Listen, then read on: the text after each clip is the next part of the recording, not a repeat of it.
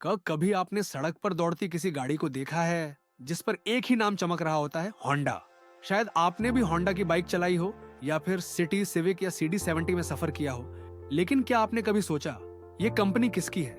इसके पीछे कौन सा सपना था?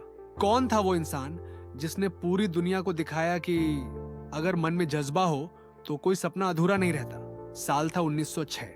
जापान का एक छोटा सा गांव कोमियो। उस वक्त लोग घोड़ों और बैलगाड़ियों से चलते थे। वहीं एक लोहार के घर एक बच्चा पैदा हुआ।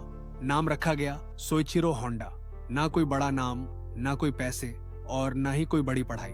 पापा की एक छोटी सी साइकिल वर्कशॉप थी। होंडा बचपन से ही औजारों में रुचि रखता था। स्कूल में उसका मन नहीं लगता था, लेकिन कोई चीज खोलनी हो तो उसमें जादू आ जाता। उसे पढ़ाई से ज्यादा मशीनों में दिलचस्पी थी। 15 साल की उम्र में वो गांव से निकला और चल पड़ा टोक्यो की ओर। जेब में थोड़े से पैसे और दिल में एक बड़ा सपना। वहां उसे एक छोटे से गैराज में काम मिल गया।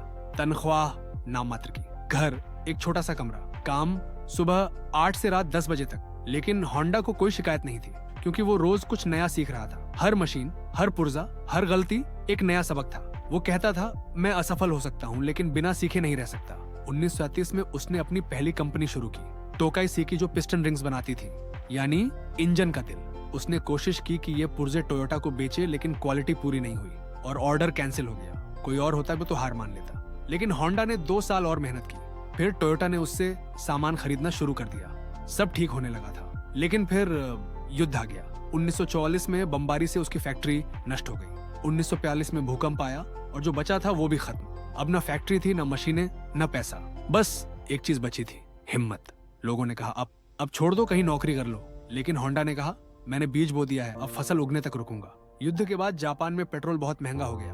लोग गाड़ी नहीं खरीद पा रहे थे। तभी होंडा ने कमाल कर दिया। पुराने जनरेटर के इंजन को साइकिल पर फिट किया। एक नई चीज बन गई, इंजन वाली साइकिल। जैसे ही ये बाजार में आई, लोग टूट पड़े। यही तो चाहिए था, सस्ती, तेज और टिकाऊ। यहीं से शुरुआत हुई होंडा मोटर कंपनी की। 1948 में होंडा को मिला एक पार्टनर, टेकियो फुजिसावा, जो बिजनेस देखता था। पहला मॉडल आया होंडा ड्रीम डी टाइप। फिर आया सुपर कब, जो आज तक की सबसे ज्यादा बिकने वाली बाइक बन गई। फिर आई CB सीरीज गोल्ड विंग, एक से बढ़कर एक मॉडल। लोगों ने कहा, ये सिर्फ मशीन नहीं, होंडा का सपना है। 1960 में होंडा ने अपनी पहली कार बनाई, होंडा T360 मिनी ट्रक। फिर आई S500 स्पोर्ट्स कार। और 1977 में जब पेट्रोल का संकट आया, पूरी दुनिया परेशान थी, तब होंडा लाया होंडा सिविक, एक ऐसी कार जो कम पेट्रोल में ज्यादा चले, सस्ती हो, आसान हो और मजबूत हो। इसके बाद आए अकॉर्ड, CR-V, जैज, सिटी। अब पूरी दुनिया होंडा के नाम को जानने लगी, क्योंकि इसमें था ईमान, सरलता और मेहनत। 1964 में होंडा ने फॉर्मूला 1 में हिस्सा लिया। रेड बुल और मैक्लेरन जैसी टीमों के साथ काम किया। उसके इंजन आज भी सबसे तेज माने जाते हैं। फिर आया इलेक्ट्रिक एरा और होंडा वहां भी आगे निकला। Honda inside, Honda clarity, Honda E series. ये सब बताते हैं होंडा सिर्फ एक कंपनी नहीं, एक सोच है। पाकिस्तान में भी बनी होंडा एटलस। यहाँ भी होंडा ने लोगों का दिल जीत लिया। Honda CD 70 CG X185, Honda City, Honda Civic, हर सड़क पर, हर घर में होंडा नजर आने लगा। लोग कहते थे, ये सिर्फ गाड़ी नहीं है, ये एक सपना है जिसे हमने अपनाया है। आज सोइचिरो होंडा इस दुनिया में नहीं है, लेकिन उनका सपना, उनका जुनून हर इंजन में आज भी जिंदा है। वो कहते थे, नाकामी कामयाबी की पहली सीढ़ी है। अगर तुम गिरने से ना डरो तो फिर कोई तुम्हें रोक नहीं सकता। आज होंडा मोटर कंपनी एक पब्लिक कंपनी है। लाखों लोग इसके शेयर होल्डर हैं। लेकिन अगर आप पूछें इस कंपनी की रूह कौन है, तो जवाब होगा सोइचिरो होंडा।